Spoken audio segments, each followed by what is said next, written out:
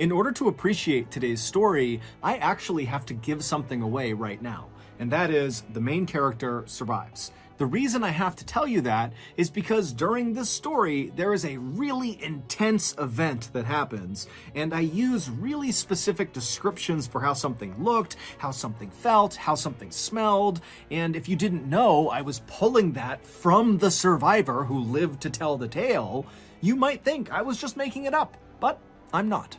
But before we get into that story, if you're a fan of the strange, dark, and mysterious delivered in story format, then you've come to the right place because that's all we do, and we upload once a week. So, if that's of interest to you, the next time the like button asks you to pick up some cereal for them, say yes, and then go to the store and buy the big single biscuit shredded wheat cereal. Also, please subscribe to our channel and turn on all notifications so you don't miss any of our weekly uploads. Okay, let's get into today's story.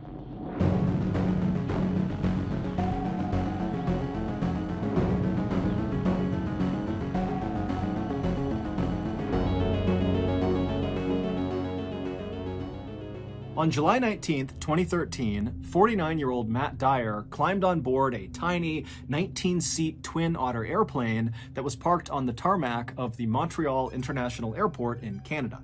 Matt was about to take off on the first of 2 flights that would take him and 7 other adventurous people deep into one of the most remote and wild regions in North America. For Matt, this trip was going to be the most amazing journey of his life.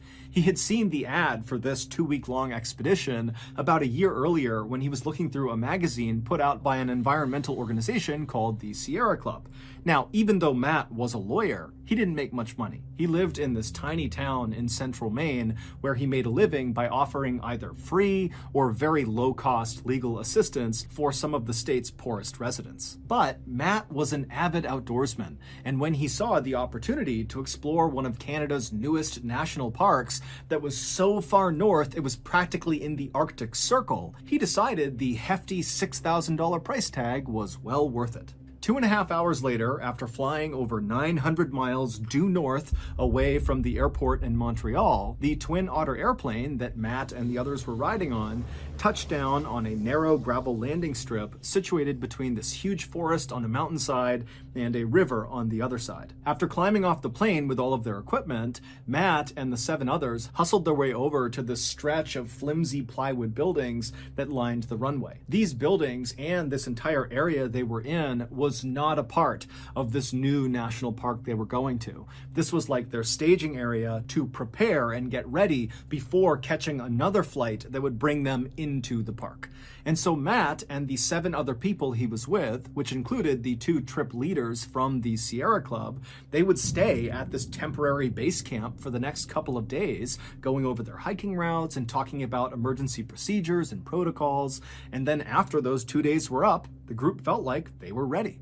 And so the group packed up all their things and they boarded the tiny float plane out on the water that would take them to their final destination, this new Canadian national park, better known as the Tornat Mountains. 45 minutes later, the pilot of the float plane began to descend through the clouds to make their landing on a little water inlet. And as the pilot did that, Matt and the 7 others were able to look out the window and actually see the Tornat Mountains for the first time.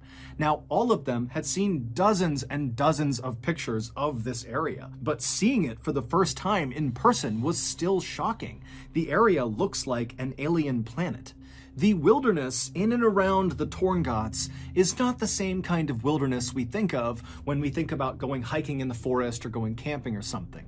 No, the wilderness in the Tornats is primordial. It's like you're looking out at a place from the very beginning of time, like dinosaurs should be walking around this area.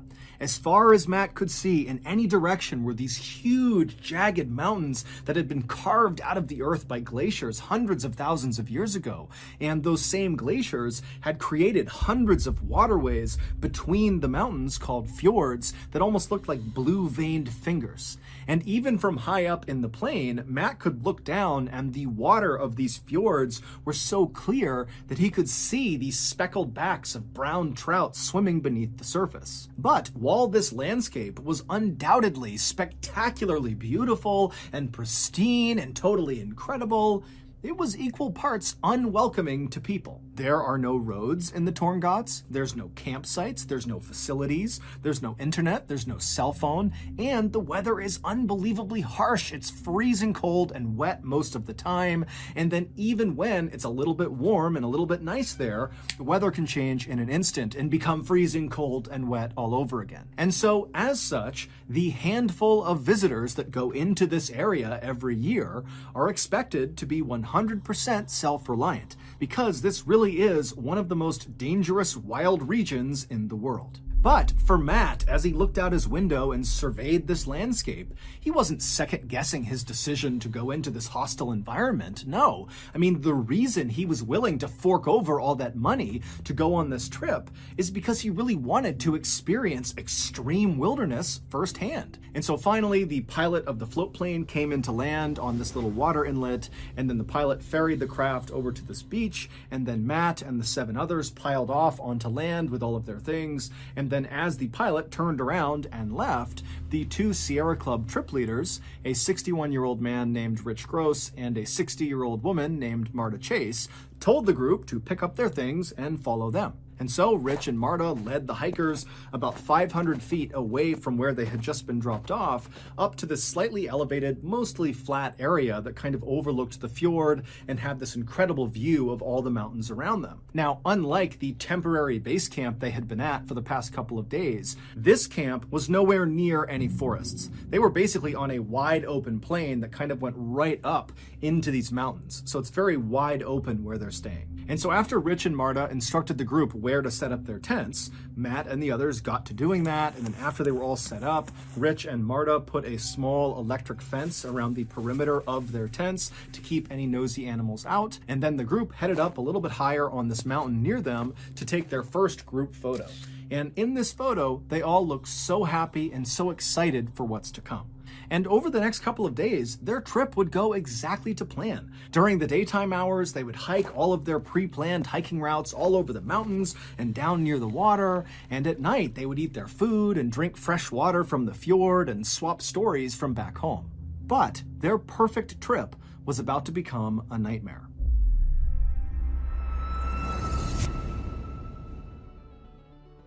I've been married to my wife, Amanda, for nearly 12 years, and I just love her so much. She's so thoughtful, so kind, an amazing mother, and so this Christmas, I wanted to get her something extra special to show her how much I care. And what's more special than a pet, middle-aged rabid skunk? And so me and old Lungy hopped on my nuclear-powered laptop and began slapping away at the keys to navigate to an online vendor that sold rab skunks. But as soon as I clicked on the link, www.weselllrabidskunksandalsopudding.com, I knew I had made a terrible mistake. That website was riddled with malware, and so immediately my laptop began to melt down and literally exploded. Luckily, Lungy shielded me from the blast, and then after the nuclear winter had subsided, Lungy put on...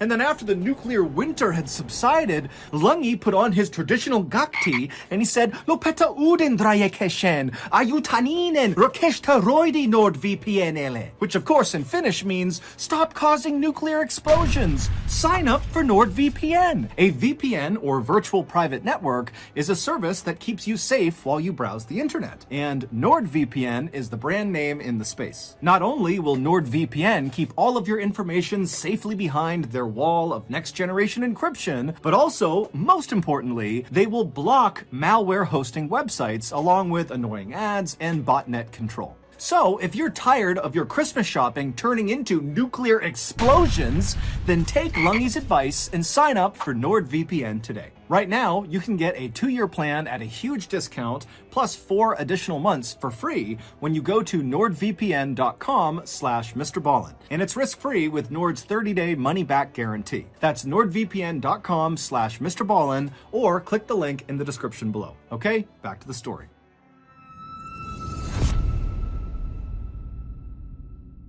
In the early evening hours of Tuesday, July 23rd, so 2 days after the group arrived in the Tornat Mountains, Matt and the others returned from one of their hikes. Now, the day had been cold and rainy, but the group was in good spirits. This was their last day at this particular camping spot. The next morning, they were going to pack up and head farther inland to their next camping spot. After Matt and the others had put their gear back inside of their tents, they came back out to see that Rich and Marta, the two trip leads, had organized a special feast for the group to celebrate the successful beginning of their trip. And so the group all sat around eating salami and crackers and drinking rum mixed with lemonade as they talked excitedly about the next couple of days and what they could expect. At some point during the festivities, Matt was tired, and so he broke away from the group. He climbed back inside of his tent, got inside of his sleeping bag, and before long, he was fast asleep. A few hours later, around 3:30 in the morning, Matt suddenly woke up. He had no idea what had woken him up, and so for a second, he just lay there listening to the outside world and just kind of staring straight up. Now, the moon was out that night, so there was some illumination, and as he looked straight up at the underside of his tent, he sees this huge figure move across the side of his tent and then stop right on top of him. And then before Matt's brain could process what was happening, this huge figure began pressing down on the fabric of Matt's tent. And so he's seeing his tent collapsing in on him. Matt's not doing anything. He's not saying anything. He's just watching in horror. And then suddenly the tent rips open and these two arms reach into the tent and they grab at Matt. And Matt threw his hands up in defense and screamed out for help. And as he did that, he suddenly felt this vice-like grip on the top of his head, and then before long he was being pulled out of the hole in his tent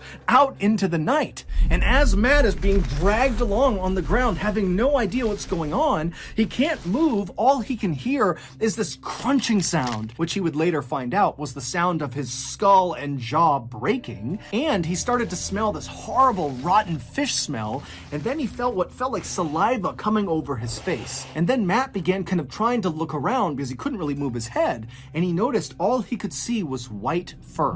And it was then that Matt realized he was in the jaws of one of the world's most powerful and deadliest predators. Standing 10 feet tall on its hind legs and weighing as much as 1,700 pounds, the North American polar bear sits right on top of the Arctic food chain. And now this apex predator was dragging Matt by the skull down to the beach where Matt knew he would be eaten, even if Matt was still alive when the eating began. When the bear first ripped open Matt's tent and bit down on the top of his skull, Matt let out that scream, and it actually woke up the entire camp. And one of the first people to emerge from their tents to see what was going on was one of the trip leaders, Marta. And so she jumps out of her tent, and just 3 feet away from her, she sees this huge polar bear on its hind legs diving into the tent to get after Matt. And so Marta instinctively yells out to Rich to get his flare gun, and she dove back into her tent to retrieve her own flare gun. But by the time she and Rich had both emerged, gun in hand, this polar bear had already dragged Matt 200 feet away from the camp. And by this point, the other hikers in the group had also emerged from their tents, and after realizing what was going on, they just stood there, absolutely paralyzed with shock, staring at this bear dragging one of their companions down to the beach to be killed. Then, after Rich fired his flare gun generally in the direction of the bear, it kind of snapped the group out of their paralysis, and then moments later, they were all screaming and banging pots and pans to try to terrify the bear into releasing Matt from its jaws. Matt couldn't hear the sounds of his companions calling out to try to save him, nor did Matt feel any pain. He was in shock. The only thing going through Matt's head as he was being dragged along the ground to the beach was, I'm going to die. I'm either going to die on the way to the beach, or when I get there, then when the bear starts eating me, I'm going to die.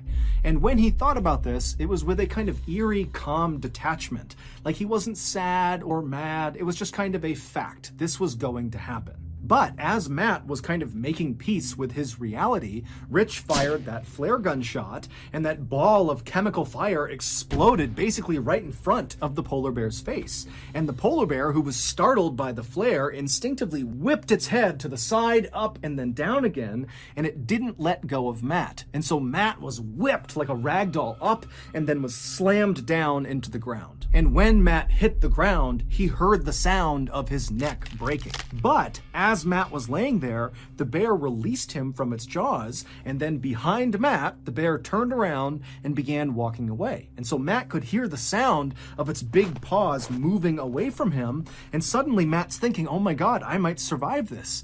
And so he tried to lay as still as he possibly could so as not to attract any attention, and he began repeating in his head over and over and over again, please bear, go away, please bear, go away. But as if out of a horror movie, as Matt is laying there repeating this phrase, he hears the sound of this bear stopping, turning around, and start moving back towards him.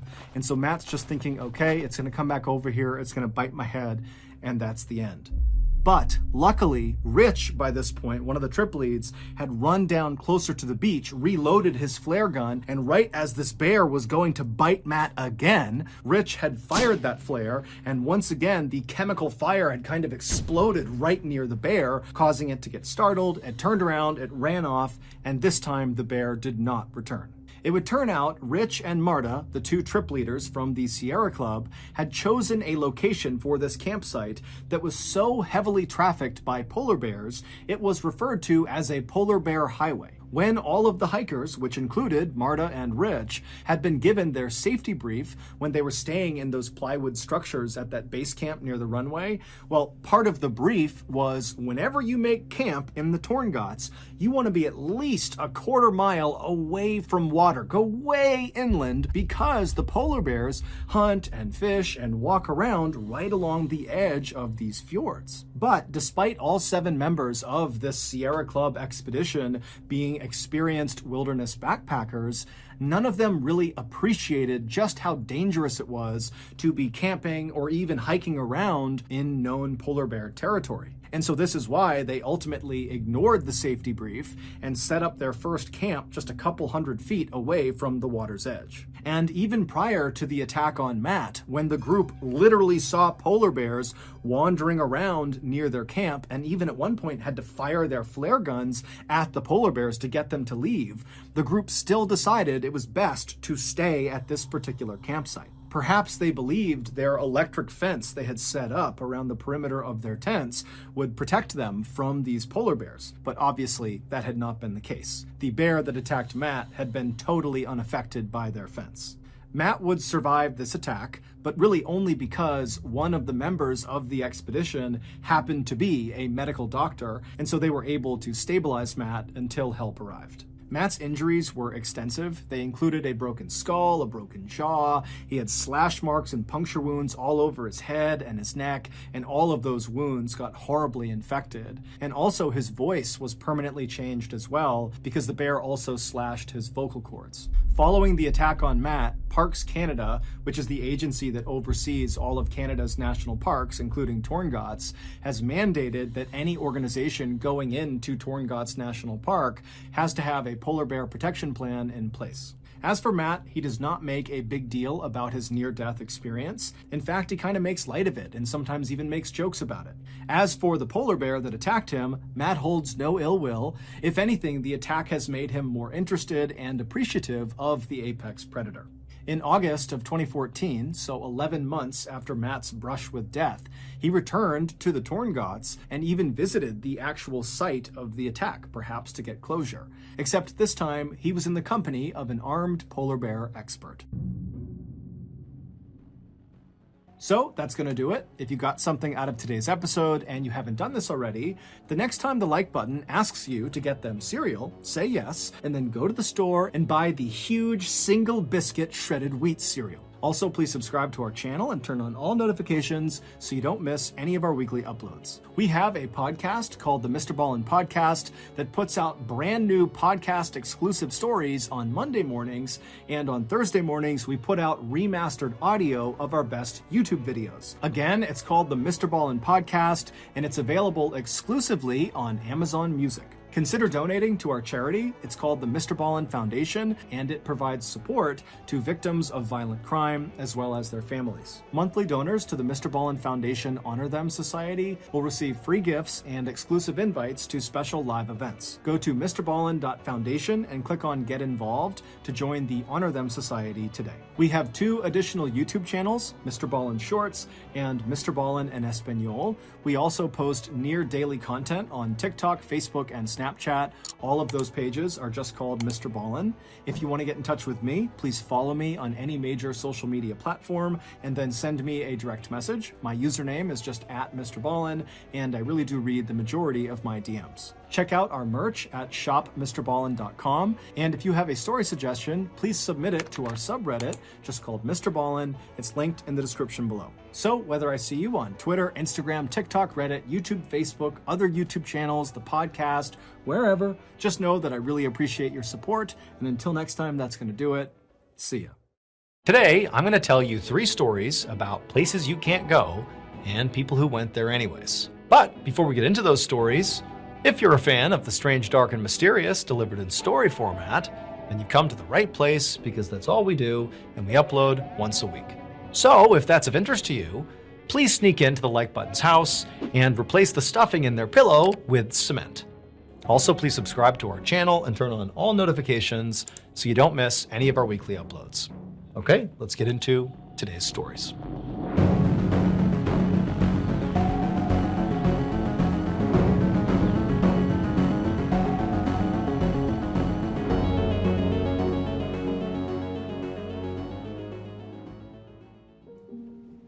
Around 4:45 p.m. on February 11th, 1995, a 50-year-old man named Eric Tornat sat in his office in the furniture factory that he owned in Northumberland, which is a pretty rural country in northern England. From inside his office, all Eric could hear outside was the thumping of the rain on the roof. There was this low-pressure system in the area which was causing a really intense thunderstorm. In fact, the storm was so bad that Eric had actually decided to close the factory for the day so all his employees could stay home during the storm. And Eric was glad that he could actually afford to give his employees a day off like this, because it had not always been that way. He had bought this factory 16 years earlier, and it had taken all of his savings and scrapping together all of his money to actually make the investment. And then after he purchased the factory, it required a huge renovation to make it ready to be a furniture factory that he could actually sell products out of. But now, after 16 years of hard work, his business was quite successful. And so a day like today was no big deal. He wasn't all that concerned about the lost profits that day. Instead, he was just using the time to catch up on some admin work and also spend some time with his family. Eric's girlfriend, whose name was Leslie, was at the factory with him, hanging out in the office as well. And also Eric's brother, whose name was Donald, had taken Leslie's 8-year-old son over to the factory's attached garage to go play. But as Eric, shuffled through his paperwork and did a few things, and Leslie was over at the window looking outside, suddenly the door to his office swung open. And it was Leslie's 8-year-old son who came barging in. There's no Donald, so Eric's brother's not with him. And the son, he just looked totally panicked. And he immediately said, before, Eric or Leslie could ask any questions, that Donald had collapsed over in the attached garage. Now, initially, Eric didn't really know what to make of this, but his first thought was, his brother Donald was 60 and he did have some health issues. And just hearing this kid say that Donald had collapsed, it signaled to Eric, like, oh my goodness, did Donald have a heart attack? Or he was also thinking, this kid's only 8 years old. Is he overreacting? Is there actually something totally benign happening? Whatever it was, Eric knew immediately that it was time to drop everything and run over there and check on Donald. And so that's what he did. He and Leslie put their stuff down. They ran with the 8-year-old, through all the way to this attached garage, which, in virtue of it being attached, they never actually went outside into the storm. They just ran straight to this garage. And sure enough, when they got there, there was Donald laying on the ground. And so before Eric ran over to his brother to assess him, to see what was going on, he just stopped right in the doorway and turned to Leslie and her son, and he told them, "Go back to my office and call 911. I'll be in there as soon as I can." And so they turned, they left, and then Eric, he turned back around, rushed into the garage, and knelt down next to Donald.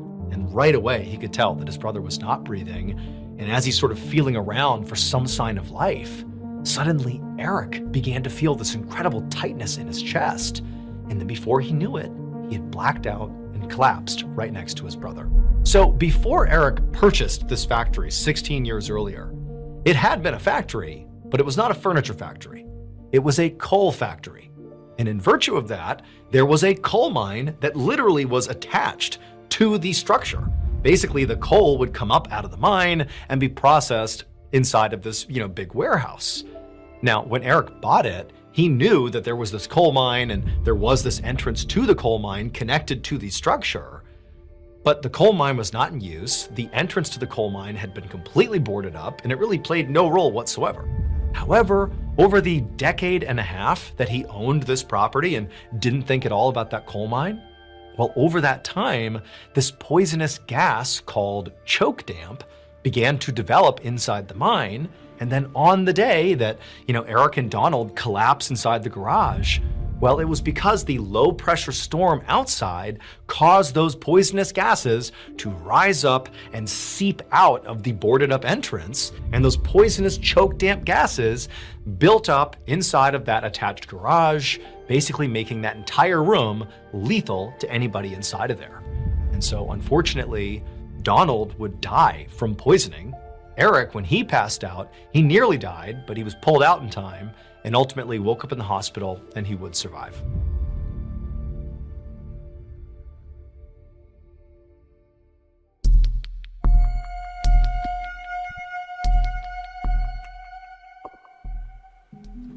At 10 a.m. on September 10th, 2022, a 68-year-old woman named Diana Stewart stood on the deck of a small boat in the Pacific Ocean, less than a mile off the eastern coast of New Zealand. She looked out at the perfectly calm, light blue water, and she saw this albatross bird flying across the sky, so she lifted up her camera and took a picture. Diana was a wildlife photographer, and she was also a member of the Nature Photography Society of New Zealand.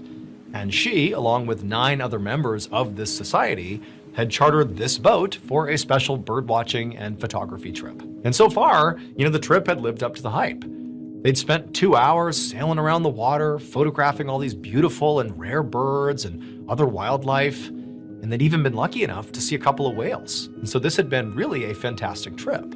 Now, at this point, the group had basically finished up their trip, and they were making their way back towards shore. And so as they were going, Diana was keeping her eye out for any last-minute picture opportunities. And as she was looking around, looking for birds, she noticed something in the water.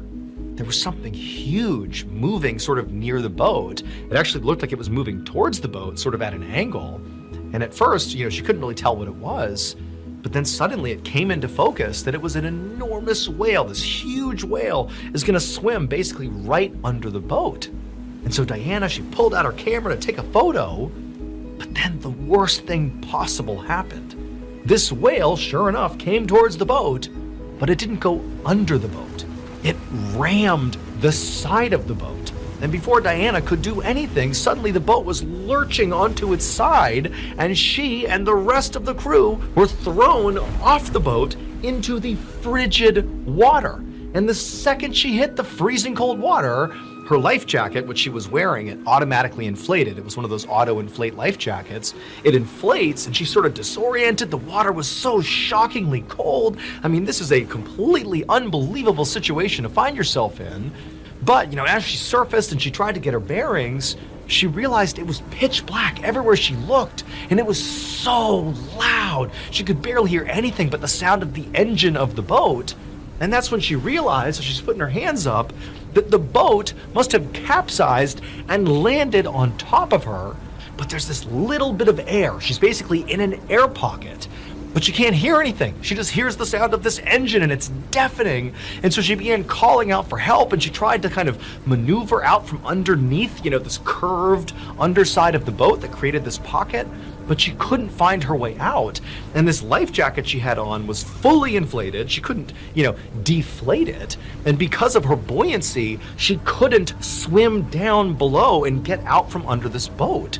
And so she's sort of trapped underneath this boat. It's freezing cold. The water could easily give you hypothermia in less than 30 minutes. It's total chaos. It's loud because of the engine. And so Diana's trying not to panic. And as she's sort of looking around, fumbling in the dark, gasping for air, she realized there were other people also trapped underneath. And so she's grabbing at them and trying to talk to them, and they're all panicked. She has no idea, what their state is. Are they hurt? She doesn't know. And so basically her only option at this point was just to bang on the underside of this boat, just trying to get anybody's attention outside, out from underneath where they were, to know that they were trapped under here. They needed help. And in fact, when she began knocking, there were people outside the boat, basically, who had been thrown off the boat. Everybody had been thrown off the boat. There was 11 people. 6 people were not trapped under the boat. 5, including Diana, were trapped underneath.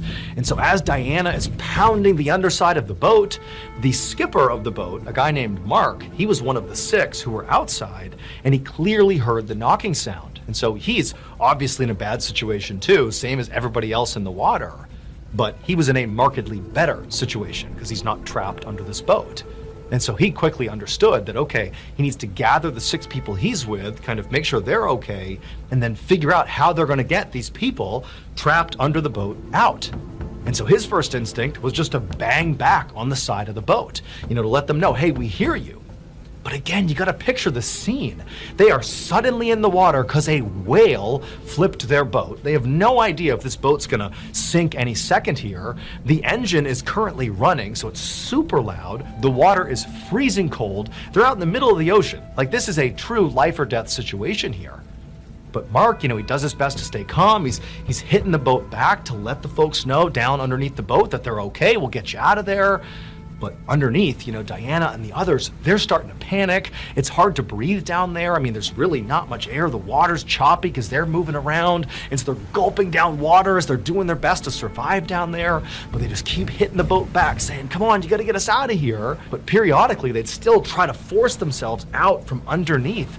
But again, their life jacket just made it impossible. Like, they didn't have a way out unless they ditched their life jacket.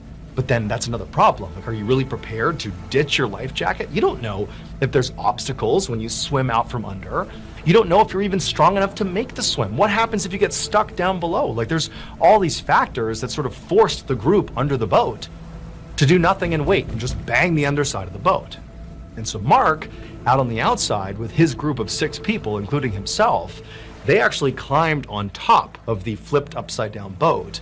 The boat was big enough that he knew their extra weight would not cause it to sink any further or create a worse problem for those under the water. He just knew he had to get those people out of the water to avoid hypothermia. And then once they were all up there, Mark found one of the people he was with, their cell phone, despite being submerged, was still working. And so Mark took the phone, he called authorities and said, you got to send somebody out here right now. We have people trapped in the water. We need your help. Authorities said they would be out there as soon as possible. And sure enough, authorities were able to get out to the boat fairly quickly. And they were able to get Mark and the 5 others that were trapped on top of the capsized vessel to safety. And then divers were sent into the water and they went underneath the boat. And sure enough, the 5 others, Diana included, they were all still there. But unfortunately, all 5 were deceased. However, those 5 didn't die from hypothermia. They didn't die from drowning. When the boat was actually hit by the whale and capsized, it caused some of the gasoline lines to rupture. And so there was this leak in the gasoline lines. And when the boat was upside down, that leak was basically pouring into the air pocket. The dark, freezing cold, loud, awful air pocket they were in was basically filling with toxic gasoline fumes. And ultimately, 17 minutes after capsizing, all 5 died from gasoline poisoning.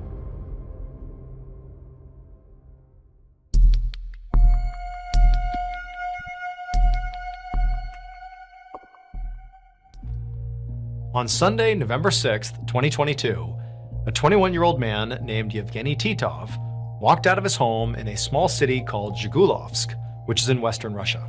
Yevgeny got into his car, and then he drove about an hour and a half north to this parking lot where he parked, and then he got out and walked a few blocks to a nearby train station. When he got there, he asked the person behind the counter when the next train was going to St. Petersburg, and they told him there was one leaving soon. He bought a ticket, and then Yevgeny sat and he waited, and then eventually his train rolled through. He climbed on board, took his seat, and for the next 43 hours, because St. Petersburg was 1,000 miles away, Yevgeny just sat there, basically doing nothing for nearly 2 days.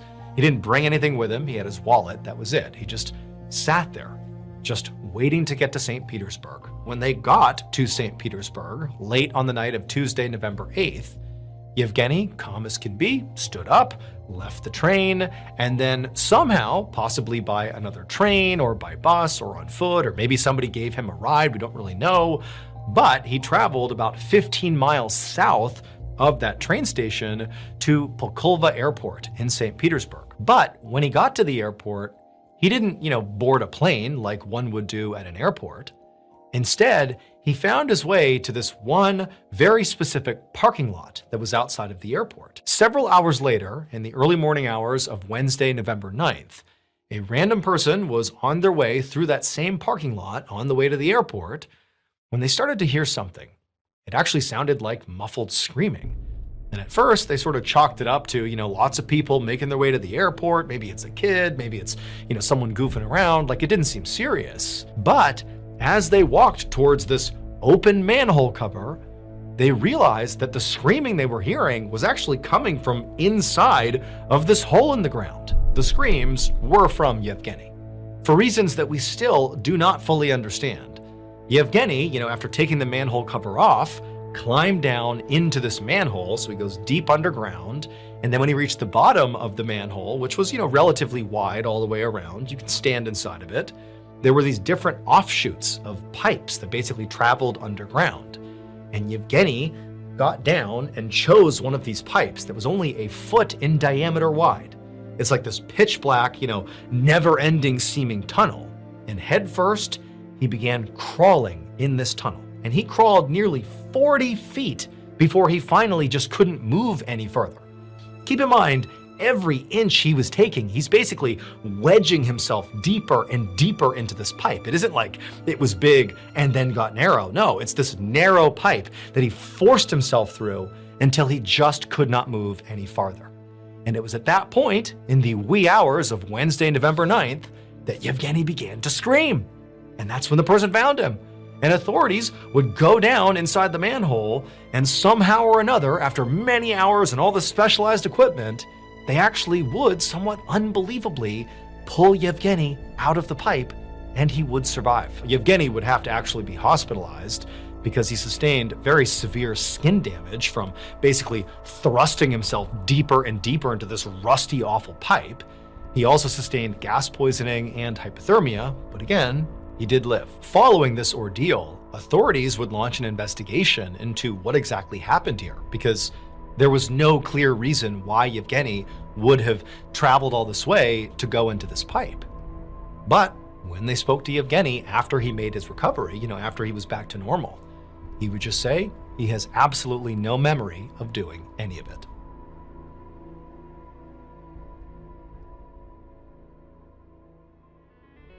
Thank you so much for watching. Let me know what you thought of today's episode in the comments. And remember, we have hundreds of videos for you to binge right now. But if you're looking for a recommendation from me of that one video that's worth your time, well, it's this one right here.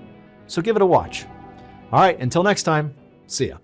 Today marks the beginning of our annual Scarathon, where for the entire month of October, all I do is tell you true, scary campfire stories. But before we get into today's story, if you're a fan of the strange, dark, and mysterious delivered in story format, then you've come to the right place, because that's all we do, and we upload 2 or 3 times every week. So if that's of interest to you, please offer to sing at the Like Button's wedding for free, and then when it's time for their first dance, sing a rendition of Du Hast by Rammstein in an Australian accent. Also, please subscribe to our channel and turn on all notifications so you don't miss any of our weekly uploads. All right, let's get into today's story.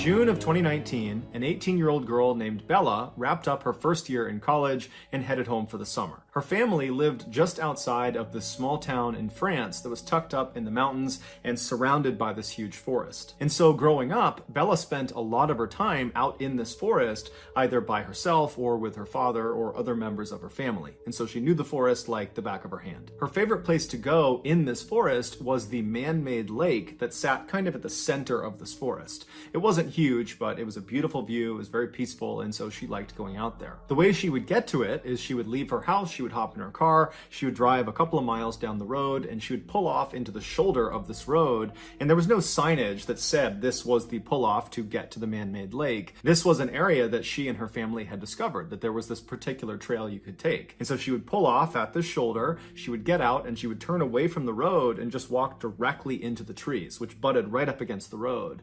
And very quickly, after walking into the woods, after going through some thick underbrush, she would reach this kind of clearing and she would see up ahead this little stream. And off to the left side of this stream is what looked like this kind of beaten up little footpath, but actually what it was an animal trail. So animals just kind of made their way around this area all the time, and so it kind of carved out a path. And so Bella would walk down to this animal path, and she would walk along the path that kind of went parallel with the stream, and she would walk for maybe 15 or 20 minutes until this animal path veered hard to the left, kind of went away from the stream. At that point, Bella would abandon the animal path and just continue walking along this stream, both stepping in the stream on some rocks and standing on either side when she could. And she would follow this stream due north, just going straight into the heart of this forest for about an hour, walking at a fairly leisurely pace until the stream connected with this east to west running river. And at this point, Bella would turn left, facing west, and she would follow along this riverbank about 20 minutes until the river fed into the man-made lake. And so she would stay at this lake, sitting on a rock, enjoy the view, and look at the animals and listen to nature all around her. And then at some point, she would turn around and retrace her steps all the way back to her car. For reference, one leg of this journey from car to lake or from lake to car took about 2 hours. Part of the reason Bella really enjoyed being in these woods and being at this lake was because it just kind of felt like they were hers. Because up until this summer in 2019, the only other people that Bella had ever seen anywhere in this forest or near this lake were other members of her family. So it really felt very private. So in June of that year, Bella comes home from college, and almost immediately she wants to go out to the man-made lake because she hasn't been in months. She's been in school, and so she's eager to get back to some place that she kind of considered to be her happy place. So one morning she gets up early, and by herself, she leaves her house, she hops in her car, she drives the couple miles down the road, she pulls off onto that shoulder, she parks her car, she hops out, she turns away from the road, she walks into the forest, she finds the stream and starts walking along that animal path right to the side of the stream. She walks for a few minutes until she reaches the point where the trail kind of cuts to the left, and she just stays on the stream and is just continuing walking along the stream. And about 30 minutes later, when she was maybe 1 or 2 miles short of the east-west running river, she hears a bell somewhere off in the distance, way out in front of her, out towards the river. It sounds just like a chime, a single chime. And as soon as she hears it, she stops because there's never any people out here ever, and that bell sound came from somewhere in the forest. And so she stops because she's not really sure if she actually heard that, because it could have just been her mind playing tricks on her or something. And so she stops and just kind of listens for a second, and then she starts to hear this bell just continuously start ringing.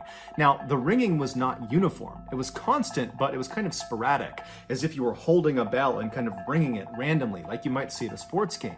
And so she's thinking to herself, is there a dog that got lost somewhere up ahead and it's got a bell on its collar, and that's the sound I'm hearing? But as she's sitting there listening to this kind of sporadic bell sound, she's thinking, that's way too loud to be some rinky-dink bell on a pet's collar. So it's got to be something more robust. Did maybe somebody have a bell inside of a box, and that box got on the river and it's floated down river and it's like crashing into rocks or something? I mean, she's going through these very strange scenarios in her head, but she's not concerned about the bell. She's actually pretty intrigued. And since the sound of this bell seemed to be coming from the direction she was already traveling, she decided she would just keep on walking and hopefully see whatever it was that was causing this bell sound. And so Bella just began walking along the stream again, kind of listening to this bell and thinking about what it was going to be. And after about 5 minutes of her starting to walk again, the bell just stops. It goes totally silent. And when it does, it actually kind of startles Bella because she'd been listening to it so intently. And so she stops and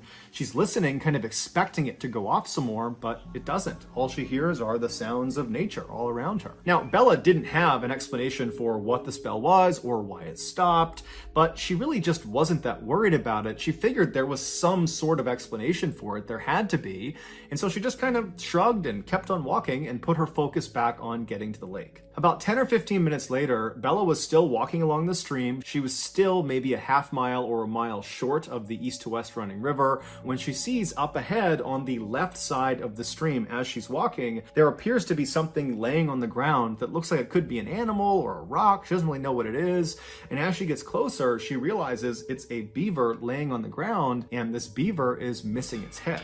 Now, this is a huge forest, and Bella would have known that, of course, there are wild animals all over the place, and so finding the body of an animal that had been attacked by another animal was not unusual. That's nature. But what did strike Bella as odd was the cut on this beaver's neck was unbelievably neat and uniform, as if its head had been very carefully removed with a very sharp knife. And the beaver's head was nowhere to be found. It certainly did not have the appearance of having its head removed from some predator and its teeth. That would have been very rough. Also, the rest of the beaver's body was intact. So whatever killed this beaver was not interested in eating the beaver. As Bella stood over this beaver and was just staring at it, she also noted that there was no smell. Normally, when something dies, it begins to smell very quickly. It's part of the decomposition process. And so for there not to be a smell indicated to Bella that this beaver must have been killed fairly recently.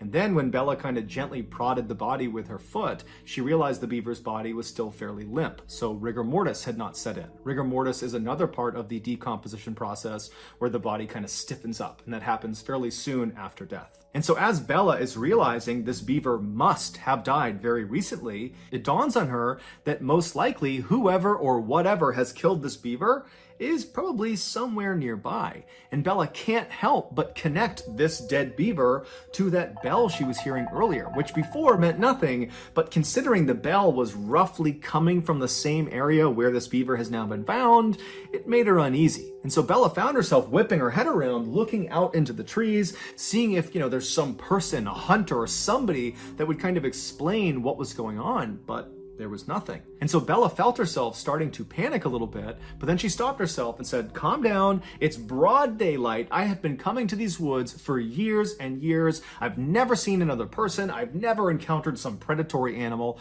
I'm sure everything is perfectly fine. I got nothing to worry about." And so she stepped over the beaver and kept on walking. Bella would eventually reach the east-west running river. She would turn left and walk for 20 minutes alongside this river. She'd reach the man-made lake. She enjoyed the beautiful view and the scenery, and then at some point she turned around and began retracing her footsteps. She walked past the beaver on the ground all the way back to her car, and she went home. A week later, Bella was sitting around her house when she felt pretty bored and decided kind of abruptly that in order to cure her boredom, she would go back to the place she loved so much, the man-made lake. And so she told her parents where she was going, and then she left the house, hopped in her car, drove to the pull-off and parked and entered the woods at 6 p.m. Sunset that night was at 9 p.m. and so Bella knew this would need to be a fairly quick turnaround so she didn't get trapped in the woods in the dark. And so Bella finds the animal trail. She follows along the stream until the trail goes left and she stays on the stream. She continues walking on the stream when she starts to hear the distant sound of thunder. And so she looks up into the sky through the trees and she can see the sky is starting to get dark, but she's still a couple of hours away from sunset. And so between the thunder and the dark skies, she knows a storm is rolling in. But she is determined to get to that lake. And so instead of, turning around and saying, okay, I'll come back another time, she just starts jogging along the stream to get there as fast as she possibly can. And almost immediately as she's jogging, the raindrops start to fall. And by the time she passes the beaver corpse on the ground, it hadn't moved, the rain was really coming down. And then about 15 minutes after the corpse, when she hit the east-west running river, that's when the rain was at a full downpour. Still, Bella turned at the river and continued west towards the man-made lake as if she was going to go all the way, but only about a minute or two into this final leg. She still had about 20 minutes to get to the lake. She stops herself and she looks at her watch and she can see it's after 8 o'clock already. And she's thinking to herself, you know, if I turn around right now, it's going to take me over an hour to get back to my car. Sun sets at 9 p.m. It's after 8 p.m. now. So already I know I'm going to have to navigate this forest at night in the dark, even if it's just for a little bit at the end. And if I go all the way to the lake and then come all the way back to the car, I'm going to be in the forest after dark for quite a while, maybe up to an hour. And she's thinking, you know, I'm confident I can do that, but it's also pouring rain, I'm cold. If I get lost, this could turn into a very bad situation. And so she ultimately decides that even though she really wants to keep going, she needs to turn around, she needs to head back. And so she turns around and she walks back up alongside this east-west running river to where the stream fed into that river. She turns and begins walking south along this stream, headed back towards the car. On her walk, because the visibility was starting to get quite bad because it was so dark, she had her head down at the ground because she didn't want to trip. She's stepping on rocks, she's stepping on muddy areas. She wants to make sure her footing is solid. And so her head is down, the rain is pounding all around her, and she's walking for about 15 minutes when all of a sudden something hits her in the top of the head. And so reflexively, she looks up and kind of puts her hands in front of her face to protect herself, and she sees what she had just run into. It was the beaver corpse. It was hanging from a string that was dangling off a branch right above her. And this beaver's head had been retrieved, and the head had been stitched onto the front paws of this beaver. And so she's looking at this beaver that's dangling from this rope. It's carrying its own head, and she's walked square into it. And her first reaction was basically to gag. She was going to vomit. She was so disgusted. And then she began frantically rubbing at her hair where this thing had made contact with her, because there could be juices from the decomposition that got on her. And then after frantically kind of patting at her head for a second, she stops and something really terrifying dawns on her. Whoever strung this beaver up to this tree and then stitched its head onto its paws, they had done that in the last 30 minutes, because 30 minutes earlier, when she was on her way in, she remembered passing the beaver carcass on the ground. She saw it. It had not moved from where it was the week before when she first saw it, and now this beaver is strung up in the tree. And so as the wheels are turning in Bella's head, she realizes that if someone has just done this, then they are probably nearby. And at this point, it's really starting to get dark. The rain is pounding all around her, and she starts whipping her head around, looking in all directions to see if there's someone out there that did this. But as she's looking, all she sees is just dark forest in all directions. And she knows she's at least 1 hour, even if she runs from her car. And so suddenly she is totally panicked. And in an effort to calm herself down, she says to herself, okay, I need to get out of here, but I have to walk. If I start running right now, this is going to turn into a complete nightmare. I just have to try to walk. And so she walks around this dangling beaver corpse and starts walking along the stream. And as soon as she's past that corpse, she feels the hairs on the back of her neck stand up. She can hear movement behind her. She doesn't know what it is. It could be a deer, it could be some animal, but she's too afraid to turn around. And even though she was trying to tell herself to calm down, just keep walking, you're safe, you're freaking yourself out, everything is okay, as she's walking, she could feel herself starting to speed up until finally she was just running down this stream, sprinting actually away from this beaver and whatever it was that was moving around in that area. And at some point, she got so winded from sprinting so fast that she came to a stop, maybe 5 or 6 minutes after seeing this beaver. And as soon as she comes to a stop and she's walking, she still hasn't turned around yet, she hears the sound of that bell.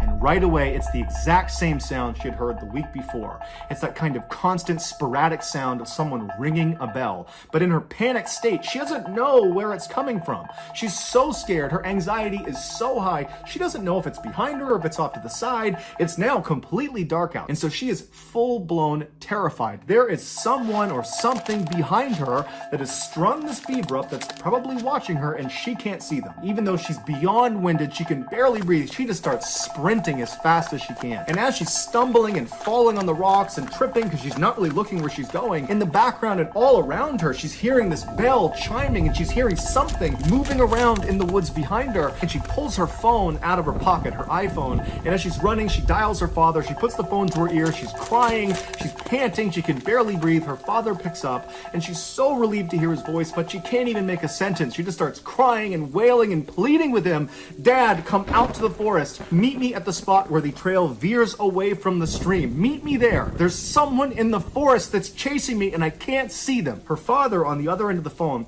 He didn't know what to make of this, but he could hear the primal fear in his daughter's voice. And so he didn't ask any questions. He said, "Stay on the line. I'm coming to meet you right now." So Bella's father and mother, with Bella on the line, they run out of their house. They hop in their car. They speed the couple miles down the road. They park next to their daughter's car. And as they're running into the woods, they can hear way off in the woods the sound of the bell. They can hear the bell. They hear their daughter screaming on the phone. They can hear the bell coming through the phone, and she's begging them to please come into the woods, come in here, save me. And so the parents run into the woods and they begin running up the stream. Meanwhile, Bella, who's way out in the woods, she's still 10 or 15 minutes away from her parents. She is barely able to run at this point. She's exhausted almost all of her energy, and as she's getting closer and closer to her parents, the sporadic bell sound is getting louder and louder and louder, like whatever it is gaining on her. And she can hear behind her all these sticks and branches. They're breaking as if something is coming up to her. And finally, when it feels like this bell is right behind her head, she just kind of stops in defeat. She's too far away from her parents. She can't get to them in time. And so it was almost like she had to turn around and finally look at whatever it was that was behind her. And so terrified beyond words, Bella, who can barely breathe, she's so scared and so tired, she slowly turns around. Now, when she turns around and she's facing the other direction, she's looking across this clearing. She just happened to run past this clearing, and because it was a clearing, there was a little bit of moonlight that was coming down through the trees, just enough to illuminate this space that was about 50 feet wide. And as she's looking across this clearing, at first, she doesn't see anything. And then this tall, dark figure walks into the clearing, and as soon as it steps in, she can see it's got a bell at its waist. And with every step it took, it would violently ring the bell, causing the ringing sound. And so this thing starts moving into the clearing, and as Bella is staring at it, it was like time slowed down. She could not process what she was looking at. She didn't know what she was looking at. All she knew is whatever or whoever this is, they're coming straight at me. And so Bella suddenly got this unbelievable adrenaline rush. It was like her body went into autopilot to save her, and she turned around and began sprinting faster than she'd ever sprinted in her life. And as she ran, all she could hear was the sound of that bell, which she now knew represented steps this thing was taking. And so the bell was getting faster and faster and louder, and she knew it was gaining on her. And she began lying and screaming out loud that, "I'm on the phone with the police. They're right up ahead. They're going to be here any moment." But whatever it was that was behind her, they weren't fazed. They were just charging ahead, gaining on her second by second. Meanwhile, her parents had made it to the meeting spot, but her father, he felt like, "I can't just sit here." And he just starts charging into the woods. He can hear his daughter screaming. He can hear this bell getting louder and louder. He just starts running towards it. And sure enough, seconds later, he sees his daughter come bounding out of the forest, and she leaps into his arms. He just grabs her, turns around, and runs with her back to the meeting spot. He grabs his wife, and the three of them just charge out of the forest, back to the parking lot, back in their car, and they speed off. In the car, all of them are crying. They don't know what to make of what just happened. Bella's trying to describe it, but she can't. And her parents, they had been on the phone listening to their daughter screaming, and all they kept saying to each other, the parents, was, "I heard the bell. I heard the bell. I heard the bell," as if the bell confirmed their worst nightmares, that there really was someone or something out in those woods that was trying to do harm to their child. They would drive straight to the police station where Bella would file a report about what she experienced out in the forest, and then afterwards her parents, as a precaution, took her to the hospital where she was determined to be okay, besides some bumps and bruises from falling down. The following morning, the police went out to the forest, to the area where Bella had explained where she had been, and they searched all along that animal foot trail and all along the stream, but they never found any sign of this dark figure with the bell. Bella would tell police that she had a handbag, and as she was running back, she dropped the bag. She remembered where she dropped it along the stream, but when the police went to that area, the bag was gone. Also, the beaver was no longer there. It was not tied up to the tree. It was not on the ground. It was gone. The only thing police found that was out of the ordinary was they found a little ways off from the stream, basically along the path that Bella would have been running on, they found a t-shirt neatly folded, placed underneath a rock. But the police and Bella and her family have no idea what that signifies. Ultimately, the police told Bella and her family that more than likely what she ran into was some kind of mentally unstable person that was living out in the woods, and perhaps when Bella came into the woods, they felt like she was on their property, and so they kind of tried to scare her off. But Bella has a hard time accepting that. She felt like as she was running from whoever was behind her that she was in mortal danger. That had it not been for her father running into the woods and literally grabbing her and running with her the rest of the way, that she may not have gotten out of the woods at all, that she might have been attacked and killed by whoever this was. She also can't help, when she looks back at the entire experience, thinking about that moment when she turned around and looked across that clearing and saw this figure come into the moonlight for the first time. That when it came into the moonlight, the way it was moving, the steps it was taking, they weren't normal, they were abnormal. There was just something off about this thing's movement, that it didn't seem like she was looking at a person, but rather some big animal. But regardless, since her ordeal, there have been no strange sightings out in those woods. However, almost no one ever goes in those woods except for Bella and her family, and Bella and her family, they don't go in those woods anymore. So whoever or whatever is out there is still just out there. So that's gonna do it, guys. If you found the secret in today's episode, let us know in the comments section what it is and where you found it. And if you're the first person to do that, we'll pin you at the top of the comments section. If you got something out of today's episode and you haven't done this already, please offer to sing at the like button's wedding, and then when it's time for them to have their first dance, sing a rendition of Du Hast by Rammstein in an Australian accent.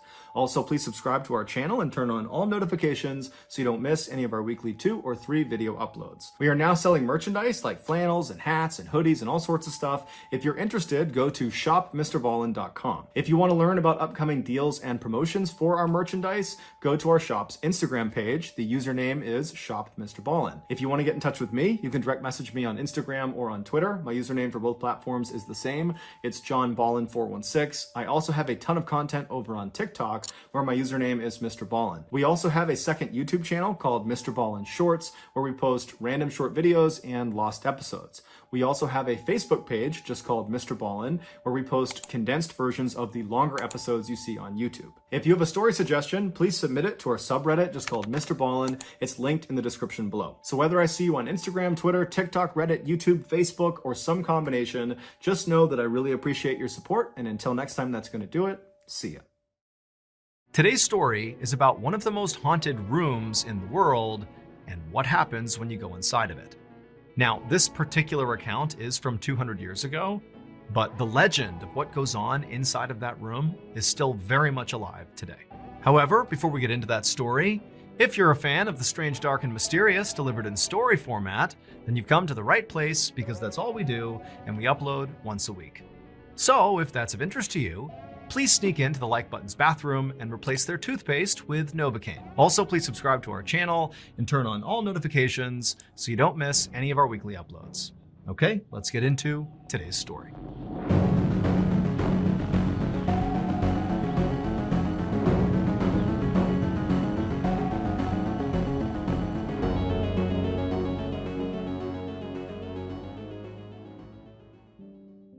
Late one evening in 1840, a 30-year-old British nobleman named Sir Robert Warboys stood next to 5 of his closest friends on the front porch of a townhome in one of the fanciest neighborhoods in London, England. The address of this townhome was 50 Berkeley Square, and it was one of dozens of these beautiful brick and marble townhomes that surrounded this big garden. The whole square had been built about 100 years earlier, and since then it had become one of the most fashionable places for the rich and famous to call home. However, Robert and his friends had not come here to rub shoulders with important people.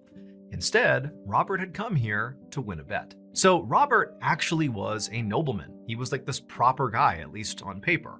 But in reality, at least to his friends, he had a total wild streak. He loved taking on dares. Basically, anytime anybody, challenged him to do something, he would do it, especially if there was money on the line. But it wasn't really about the money. It wasn't about, winning money by doing these different things. He just loved the challenge. He loved the thrill of taking chances. So that night, on the front porch of this townhome, Robert turned and knocked on the front door.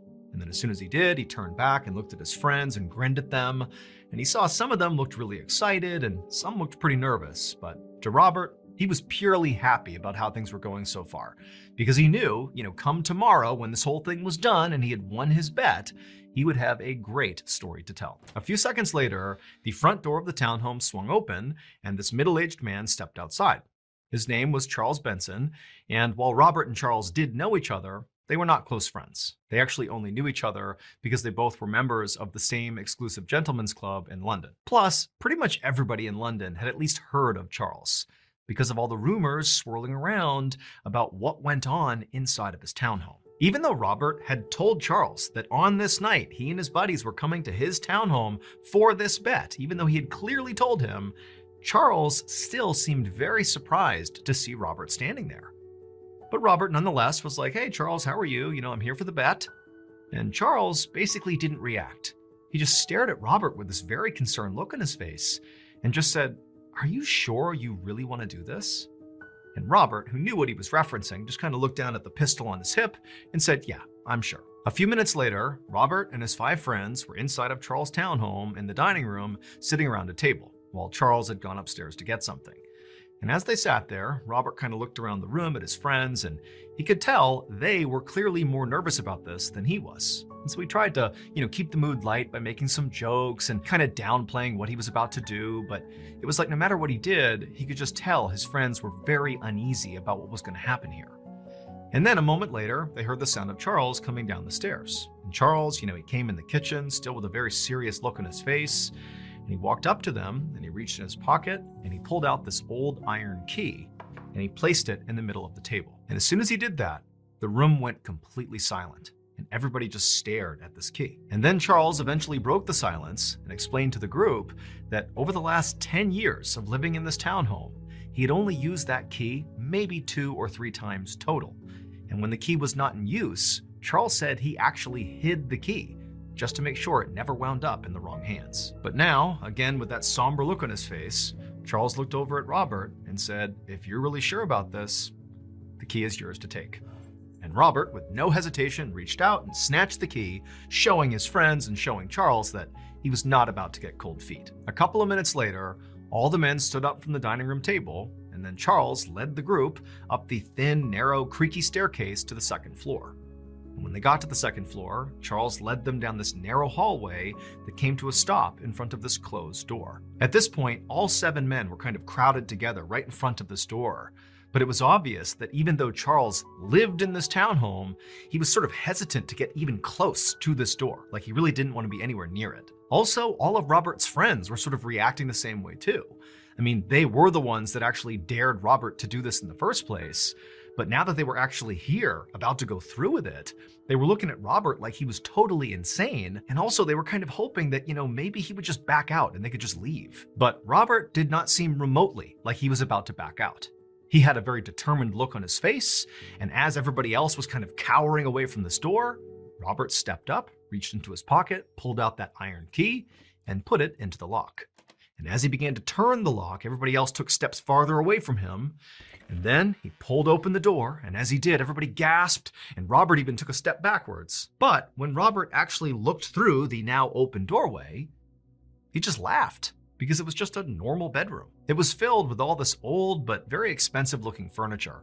On one side of the room was this big wooden dresser with a huge round mirror above it, and then on the opposite side of the room was this big 4-poster bed. And right above this bed, dangling down from the ceiling, was this red ribbon. Now, Robert knew that in a rich nobleman's house, there were ribbons like this one that are known as bell pulls. A nobleman could pull on that lever, and it was connected to a pulley system that rang a bell down in the servants' quarters.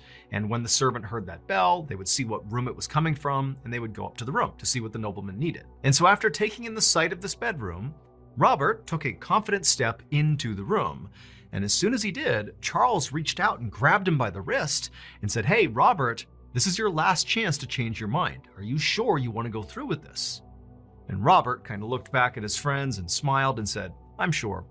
I'll see you guys tomorrow morning once I've won the bet." Then Robert released Charles's grip on his wrist, walked into the room, turned, shut, and locked the door. At this moment, Robert's friends didn't really know what to do. They were still sort of shocked that Robert was actually going through with this. I mean, even by his standards, this felt particularly reckless. They also felt kind of guilty. I mean, they were the ones who ultimately put him up to this. So, if Robert got hurt, which in theory could actually happen here, it would be partially their fault. And so Robert's friends turned to Charles to see what he was thinking. And Charles had this very grave, resigned expression on his face. And he just told them, I have one more thing to show you before we go to bed. So Robert's friends followed Charles back down the hallway, down the stairs, past the dining room, towards the very back of the townhome. And when they got there, they found there was sort of like a studio apartment area back there. There was a kitchen area, a laundry area, and there were several beds. Charles explained this was where his servants lived and worked, but he had given them all the night off because he knew it was possible that Robert and his friends would be here for this bet and they would need a place to stay. Charles pointed to a space right above the beds where there was this row of all these bells in a horizontal line. Each of these bells were connected to various bell pulls throughout the house, and he pointed to one particular bell and told them that that was the one that was connected to the bell pull in the room Robert was staying in tonight. And so he said it was their job tonight to constantly monitor that bell all night. So somebody had to be awake all night listening to that bell, because heaven forbid if Robert pulls that bell, that was going to be the signal that something bad had happened in that room. And so their job was basically to be on guard all night to potentially run up and rescue Robert if he needed it.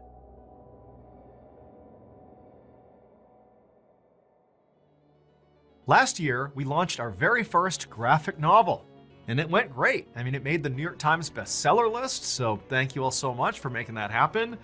But ever since this book came out, we have been hit with so many questions about, hey, when are you gonna do another graphic novel? When's book 2 coming out? Well, I have an announcement to make. Check it out. We are doing a second graphic novel, and this is the official cover art. Here it is. This is MrBallen Presents Where Nightmares Live. It's gonna have another set of 9 heart-stopping, strange, dark, and mysterious stories, and it comes out September 30th. But you can pre-order it right now if you go to book.ballenstudios.com. Also, there's a link right here and in the description below. There are some signed copies available, but they will go quickly. So please head on over to book.ballenstudios.com to pre-order a copy of our newest graphic novel. I know you're gonna love it. Check it out. Your nightmares are waiting.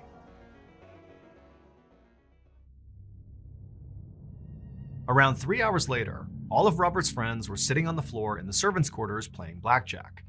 It was almost midnight, and all of them were exhausted, but they were too on edge to sleep. They were so focused on this bell, and they were so worried about Robert and, wondering if he was really okay up there. And they also had become convinced that, maybe the bell would ring and they wouldn't hear it if they were making too much noise. And so they had made this decision to silently play blackjack and just focus exclusively on this bell. But it had really created a lot of extra tension in the room. They're basically all just staring at the bell, dealing one hand after another, paranoid it would go off, and wondering what would even happen if it did. And so hand after hand, the friends are playing blackjack, anxiously watching this bell being completely silent. And then suddenly they hear this sound that makes them all jump. But it wasn't the bell. It was a blood-curdling scream coming from upstairs. And for a moment, the friends just sat there in shock. And then they got up and began running out of the servants' quarters to see what was going on. And as they did, Robert's bell began ringing furiously, so loud it hurt their ears. And so they charge out of the servants' quarters and literally bump into Charles, who also is coming to figure out what's going on. And as a group, they begin running up the stairs to the second floor. And all the while, the bell is ringing furiously. There's screams coming from Robert's bedroom. And by the time they got to the second floor, suddenly everything went silent. The ringing stopped, the screaming stopped. They're in the second floor in that hallway, and it's just deadly silent. And up ahead of them is that closed door. And so Charles and the group, they begin walking down the hall, having no idea what to expect. And right as they're about to reach the door, they hear this loud bang sound. And then silence again. Seconds later, Robert's friends were at that door, pounding on it, screaming for Robert, come open the door, because Robert was the only one with the key. But Robert wasn't making any noise. The room was still totally silent. And so eventually the friends began kicking on this door to try to break it down. All the while, Charles is just kind of standing back in the hallway, watching this horrible thing unfold. And then finally, the friends manage to literally kick the door in. I mean, it's a 100-year-old house. The door gets kicked in, and the friends stumble into the room, and they look over towards the bedroom, and they all just freeze in shock. When Charles bought this townhome 10 years earlier, it came with a very dark backstory. The previous owner had apparently kept his violent and psychotic brother locked up inside of this second floor bedroom where Robert was. And after this brother died inside of this room, all these strange and frightening things began happening inside of this room. People began hearing these awful wailing sounds coming out of this room when nobody was in there, and then they'd go into the room and the wailing would stop, but furniture had been moved all around the room, even though, again, no one had been in there to do that. And then also, people began seeing this sort of amorphous gray figure sort of moving around inside of that room, especially at night, kind of slinking up against the wall and across the floor. And even though nobody had any idea what it was, it just felt like it was evil. And so they began calling it the nameless thing, and they referred to it as the physical manifestation of evil. However, not everybody believed this story. In fact, one person who absolutely did not believe the story was Robert Warboys. He thought this was just a tall tale designed to scare people. And so when his friends dared him to spend one night inside of that bedroom where supposedly the nameless thing lived, he happily accepted, because to him, it didn't seem risky at all. You know, spending one night in the haunted room was no big deal because it's not actually haunted. He'd be fine. And anyways, it would make for a great story to tell down at the Gentleman's Club. Unfortunately though, the night in that bedroom did not go as Robert hoped. When Robert's friends burst through the bedroom door and looked inside, the first thing they noticed was the bell pull, the ribbon from the ceiling, had been yanked out of the ceiling, and Robert's pistol was on the ground next to the bed. And then on the other side of the room, there was a very obvious bullet hole in the wall. And so that was the loud bang sound they heard as they were coming down the hall. It was the pistol going off. And then there was Robert. Robert was laying on the bed, and he was totally rigid, and he actually was still clutching the red ribbon from the bell pull. And as they stared at him, they saw his eyes were wide open and bloodshot, and his lips were kind of pulled back in this horrible grimace with his teeth exposed. And for a second, his friends thought Robert must be having a seizure of some kind. That's why he was so tight on the bed like that. And so they ran to him, trying to snap him out of it. But as soon as they touched him, they realized that the reason he was rigid was not because of a seizure. It was because Robert was dead. That night, Charles would call the local coroner, who would come by and take Robert's body, and also he would open up an official inquest into Robert's death to figure out what had happened to him. And the verdict of this inquest was that Robert had died from massive heart failure caused by unknown circumstances. But to Charles and all of Robert's friends who were there that night and actually saw Robert in the room, it seemed plainly obvious that what had happened here was Robert had come in contact with the so-called nameless thing in that room, and it literally scared him to death. In the nearly 200 years since Robert's death, 50 Berkeley Square has had many different owners, and virtually all of them have reported either seeing, feeling, or hearing some sort of malevolent ghostly presence inside of that second floor bedroom. To this day, that particular bedroom, where the nameless thing apparently resides, is considered one of the most haunted places in the entire world.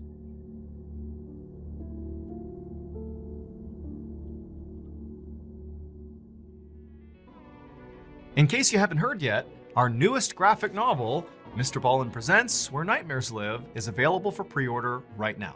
It contains another 9 heart-stopping, strange, dark, and mysterious stories, all based on real events.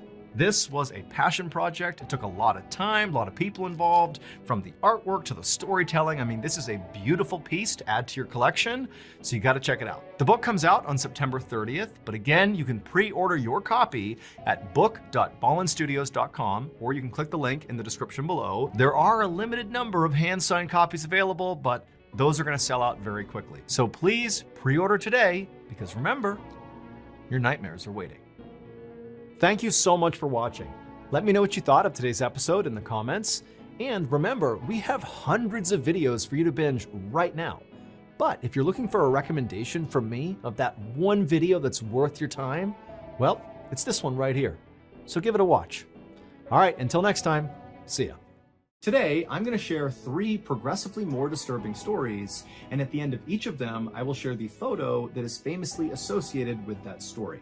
But before we get into those stories, if you're a fan of the strange, dark, and mysterious delivered in story format, then you've come to the right place, because that's all we do, and we upload once a week. So if that's of interest to you, please replace all of the like button's toilet paper with duct tape. Also, please subscribe to our channel and turn on all notifications so you don't miss any of our weekly uploads. Okay, let's get into today's stories.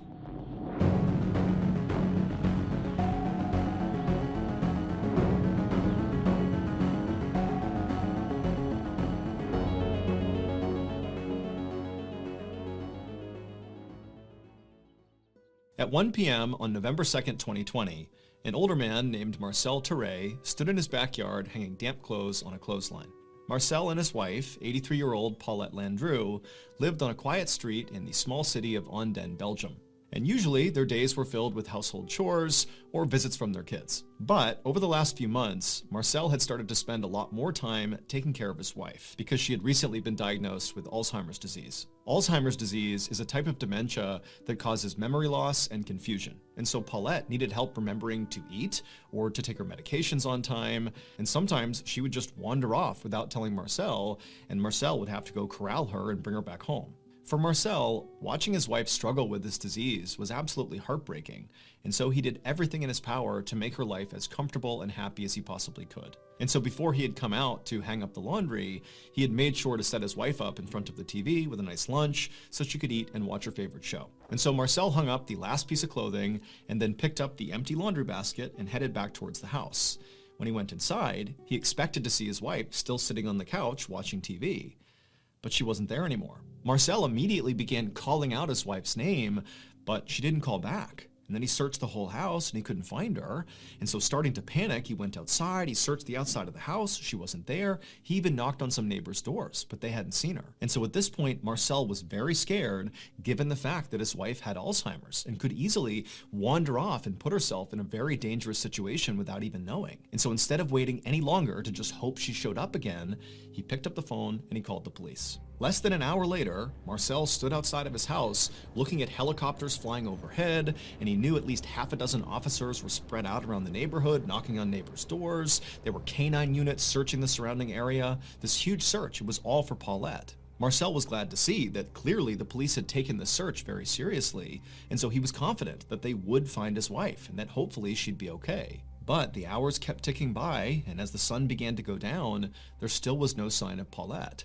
A police officer told Marcel that they would keep on investigating and hopefully find his wife as soon as possible. But over the next few days and weeks, Paulette didn't turn up, nobody had any idea where she was, and before long, weeks turned into months, and then months turned into 2 full years that nobody had seen Paulette. And by that point, Marcel had basically resigned himself to the fact that he very likely would die without ever figuring out what happened to his wife.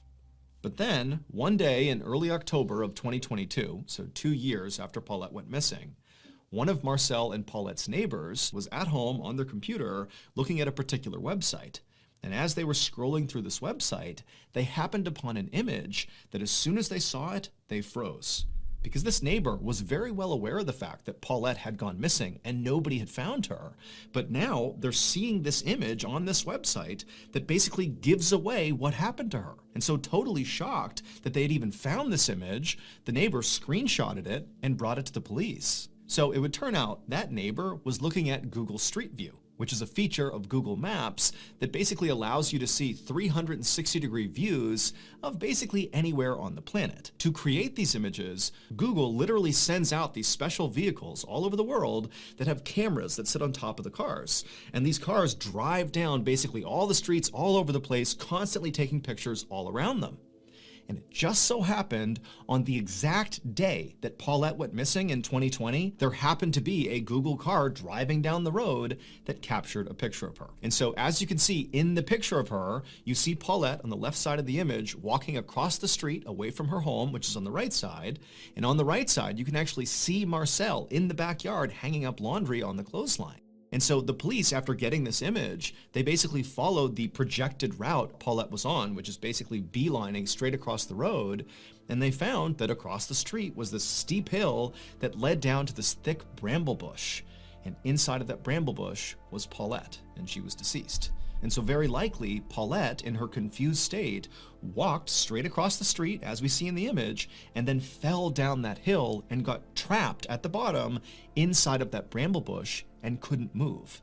And so when that huge search for her was going on, very likely she was just trapped down there, but didn't understand what was going on, couldn't necessarily yell up to communicate with anybody.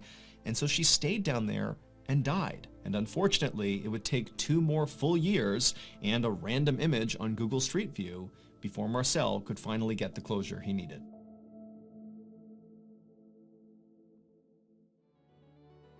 Thank you to BetterHelp for sponsoring today's video. I've talked a lot about how therapy really helped me when I left the military in 2017. It took time, but I went from being this very angry person who was struggling with depression to feeling like I was at peace and content again. And today, part of the reason I still consider myself to be very well adjusted is because of the skills I have learned in therapy. The most important skill that I find myself leaning on most days is self-awareness, something I definitely lacked pre-therapy. Now I'm very in tune with how I feel and how it affects me personally, but also how it affects the people around me. Like, my mood and behavior can have an enormous effect on my friends and family, and I need to be aware of that. And so that self-awareness kind of keeps me from spiraling when I start to struggle. So while therapy is certainly not a one-size-fits-all solution, I do think it's a great starting point for anybody who's struggling. And while therapy can be costly, there are affordable options, such as online therapy platforms like BetterHelp. BetterHelp is on a mission to make starting therapy easier. All you have to do is fill out a quick questionnaire, and then you'll be paired up with a licensed BetterHelp therapist within a couple of days. One of the best features of BetterHelp is that if the first therapist does not feel like the right fit, you can continue to switch therapists until you find someone you really connect with, and it's at no additional cost. So really, BetterHelp is trying to find the right person for you. So if you're struggling right now and you think you might benefit from a therapy session, click the link in the description below or go to betterhelp.com/MrBallen for 10% off your first month of therapy. Okay, back to the story.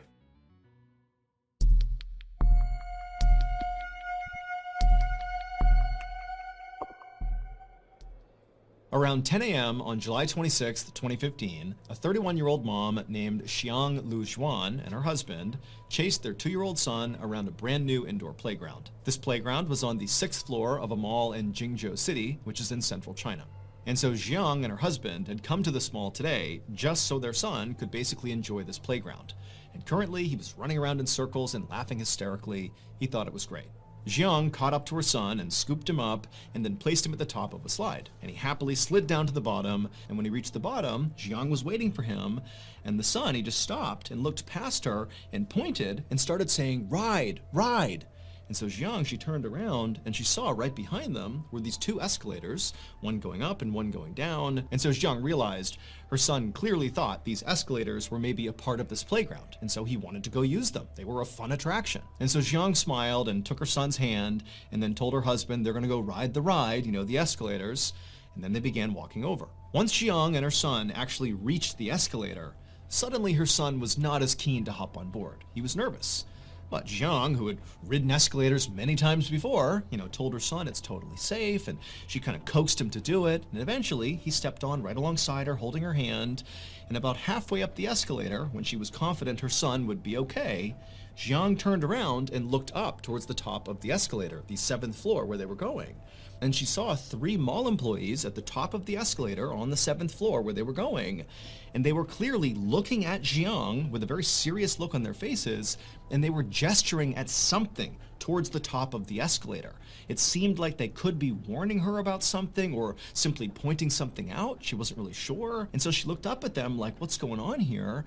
But the 3 mall employees just didn't do a good job communicating whatever was going on or whatever issue they were dealing with. And so as a result, Xiang and her son just continued riding up the escalator, and as they got closer and closer, these mall employees continued to gesture at something happening on the 7th floor just beyond the escalator, and Xiang still totally confused. And then finally, when Xiang and her son reached the top and stepped off, Xiang suddenly understood what these employees were referencing. But by now, it was too late. Moments later, Xiang's husband, who was still down below on the 6th floor at the playground, he heard the sound of his wife and son screaming over near the escalator. And so instinctively, he bolted over to the escalator. He didn't see his wife, didn't see his son, and he began going up the escalator when someone at the top screamed at him to stop and get off the escalator. And so he did, and right then a mall employee came running down the other side carrying his son, and this person handed the son over to Xiang's husband, and this employee, who clearly was completely shocked by whatever had happened up above, just shook their head. It would turn out, earlier that day, those mall employees who were at the top gesturing to Jiang, they had discovered a defect with the metal platform that sits right at the top of the escalator on the 7th floor. Basically, when you get off this escalator, it's the platform you step onto first. They had found there was something wrong with it. It wasn't stable. But instead of immediately blocking off the escalator to make sure nobody walked on it and then go get it repaired, these employees just kind of nonchalantly allowed the escalator to continue, stationed a couple of them at the top to make sure nobody, used the escalator, and then called for a repairman. But the repairman hadn't shown up and fixed this problem by the time Jiang and her son boarded the escalator. And these employees at the top knew there's this huge issue with the platform they're going to step on the second they get off, but they failed to communicate the danger to Jiang and her son as they were coming up. They just kind of broadly gesticulated that there was some issue up here and to sort of watch out for it, but Jiang had no idea. And so by the time she got to the top and stepped off the escalator onto that platform, well, the defect with the platform is that it caved in with any weight. And so she fell into the escalator, where the teeth of the escalator was rotating, and as she was getting pulled in to her death, her final moment captured on video as she took her son and thrusted him to the employees, saving his life before she disappeared and died inside the inner workings of the escalator. Following Jiang's death, there was a full-scale investigation, and quickly there were massive safety failures identified on the part of the company who made the escalator and also on the mall itself. 2 people were ultimately arrested in connection with Jiang's death and these safety failures, and the mall reportedly offered to pay some settlement to Jiang's family. However, the details of that settlement have not been made public.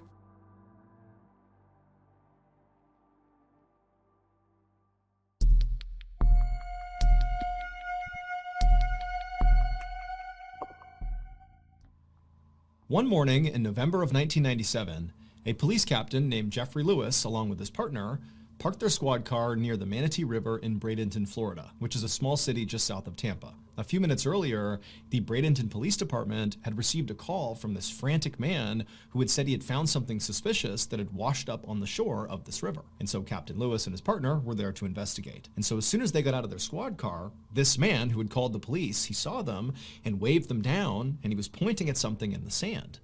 And so Captain Lewis and his partner, they walked over, and before they even talked to this guy, they just looked down at what he was pointing at, and right away they could see why he called the police. Because there, sitting on the sand, was a severed human hand. And so the instant Captain Lewis saw this, his first thought was actually just alligators, because there were alligators that swam in the Manatee River, and people were told about them and were told, not to go swimming here, but people still did. And so his thought was, well, maybe one of the alligators got a swimmer. However, when Captain Lewis looked at the hand more closely, he could tell right away that that probably did not happen, because where the hand had been cut off from the body, the cut was almost surgical. It was very, very neat, whereas if an alligator had ripped the hand off, it would be rough. But this almost looked like a surgeon had carefully removed the hand. And so what this signaled to Captain Lewis is this hand very likely represented a murder victim.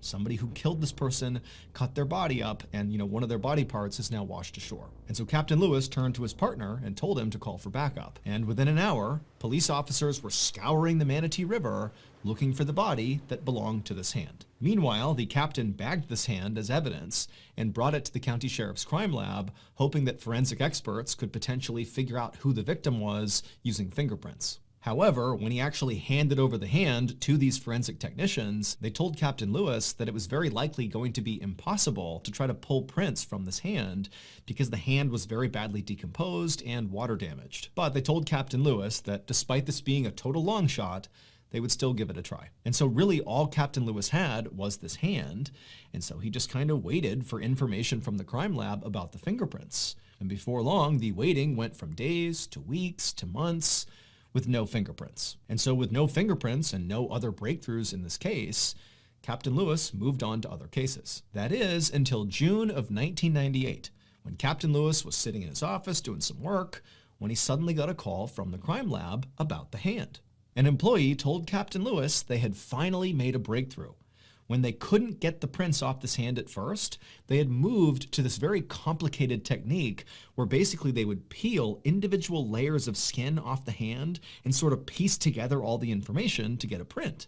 And amazingly, this technique worked. And so not only did they now have this print, but they had also already run this print through the Florida State database, and they had gotten a match. The hand belonged to a man named Willie Suttle. As soon as he hung up, Captain Lewis opened up a new tab on his computer and began researching Willie Suttle to figure out who this person was. And he quickly found through public employment records that Willie had been a retired garbage collector, and then also Captain Lewis looked at police records and discovered that Willie had a minor criminal history. But what really stood out in his research about Willie was that Willie had never been reported missing.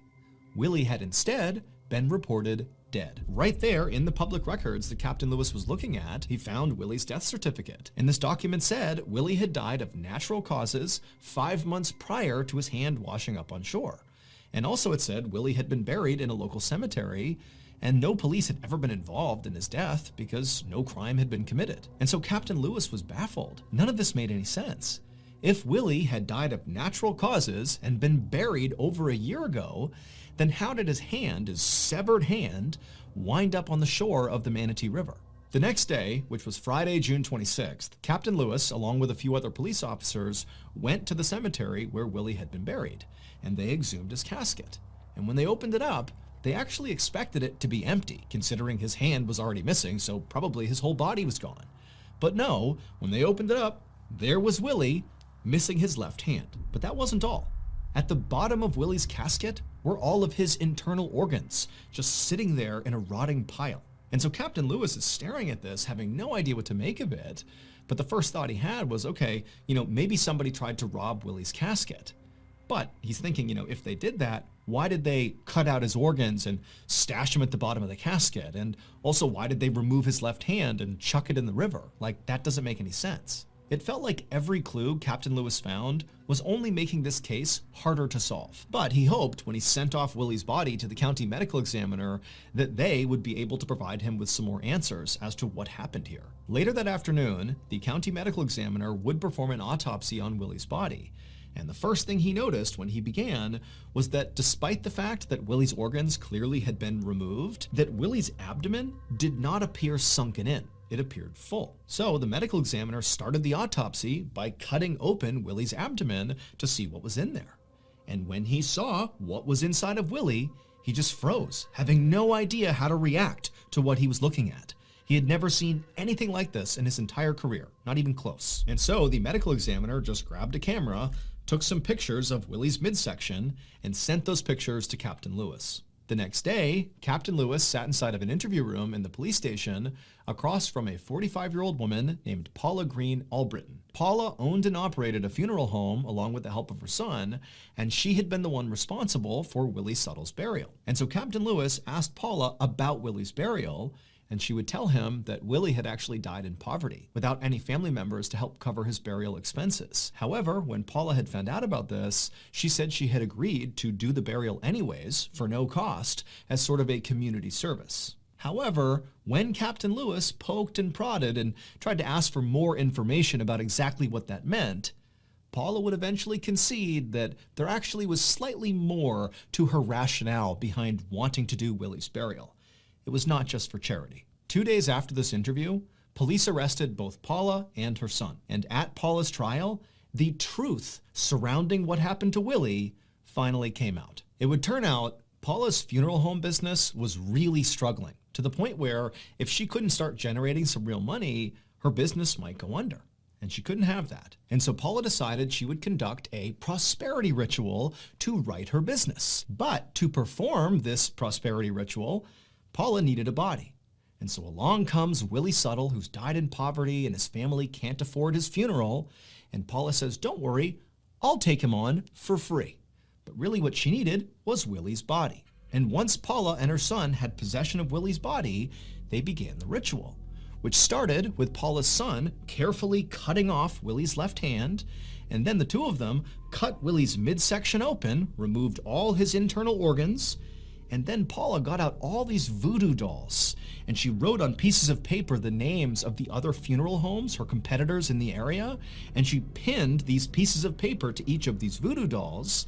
And then she took those voodoo dolls and jammed them inside of Willie's abdomen in the empty cavity they had created and then they stitched him back up. And then she took Willie's body and his organs, and she chucked them into a cheap casket and had him buried.